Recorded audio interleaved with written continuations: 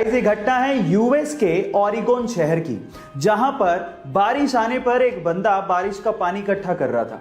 इतने में ही जैसी पुलिस को यह जानकारी मिली, पुलिस आई और उसे पकड़कर जेल में डाल दिया।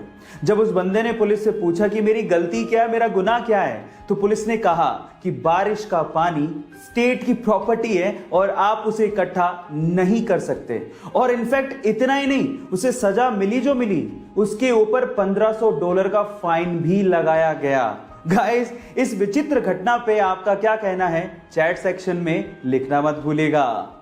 गाइस, आज की भागती दौड़ती दुनिया में अनिद्रा रोग यानी कि नींद नहीं आना सबसे कॉमन बीमारी है। पर सवाल यह है कि इसका इलाज क्या है या फिर इसका ऑल्टरनेट क्या है। डोंट वरी, मैं आपको बताता हूं। क्या आपने कभी यह सोचा कि इंसान नींद लेता क्यों है? वो इसीलिए ताकि उसका माइंड फ्रेश रहे। और आपकी जानकारी के लिए अब मैं आपको बता दूं कि बहुत सारी रिसर्च में यह पाया गया है कि मात्र 20 मिनट का मेडिटेशन 2 घंटे की नींद के बराबर है। इसका मतलब यह है कि अगर आप 20 मिनट मेडिटेशन करते हो तो वो आपको उतना ही रिलैक्सेशन देगा जितना कि 2 घंटे की नींद। गाइस, महात्मा गांधी जी को हम ही नहीं, पूरी दुनिया शांति दूत के नाम से जानती है। मतलब जब भी पीस या शांति की बात आती है तो हम लोग महात्मा गांधी जी का नाम लेते हैं।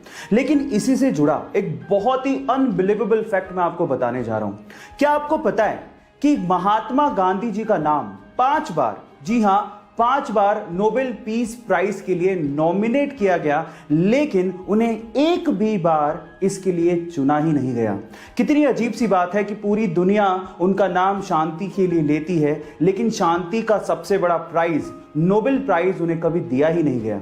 इसके बारे में आपका क्या ख्याल है और आप इसके बारे में क्या सोचते हैं, चैट सेक्शन में लिखना मत भूलिएगा। हमारे शरीर के हर बॉडी पार्ट को फंक्शनिंग यानी कि काम करने के लिए ऑक्सीजन की जरूरत होती है।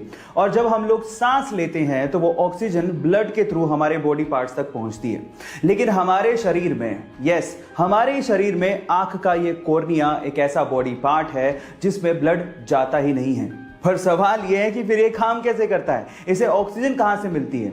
एक्चुअली हमारा आंख का ये कॉर्निया सीधे सीधे हवा के कांटेक्ट में है, एज यू कैन सी, तो वो वहीं से ही अपनी ऑक्सीजन की पूर्ति कर लेता है, जिससे उसकी फंक्शनिंग जारी रहती है। गाइस, क्या इसके पहले तक ये फैक्ट आपको पता था? हमारे देश में प्राइम मिनिस्टर एक बहुत बड़ी पोजीशन है और जो व्यक्ति इस पोजीशन पे होता है उसे पूरे देश की भागदौड़ संभालनी होती है। और अक्सर हमने इस पोजीशन पे एज्ड लोगों को ही देखा है।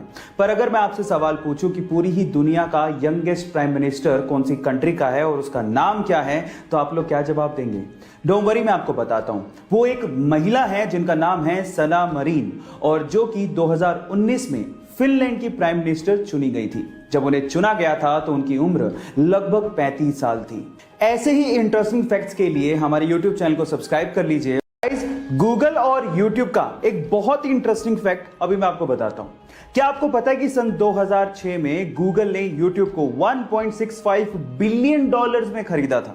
और मजे की बात यह है कि गूगल ने उस टाइम YouTube का CEO सुजैन वोजित्स्की नामक महिला को बनाया, और ये वही महिला थी जिसने 1998 में लैरी पेज और उसके दोस्त को गूगल कंपनी को स्टार्ट करने के लिए अपना गैराज रेंट पे दिया था, और बाद में एज एन एम्प्लॉय उसने गूगल कंपनी को ज्वाइन कर लिया और आज वो YouTube की CEO हैं।